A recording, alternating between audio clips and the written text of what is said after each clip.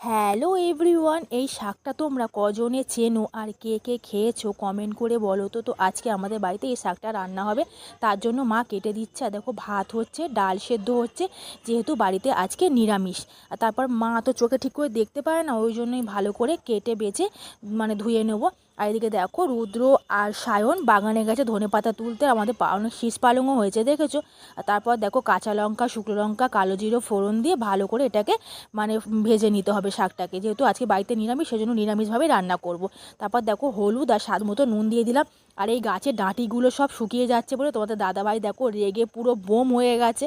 আর দেখো এক কড়া শাক একটুখানি হয়ে গেছে ভাজতে ভাজতে।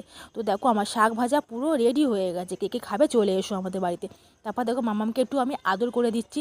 তো আজকের মিনি ব্লগ তোমাদের কেমন লাগলো ভালো ভালো হলে জানিও। আর প্লিজ চ্যানেলটাকে সাবস্ক্রাইব করে দিও। আর তোমরাও ভালো থেকো। বাই।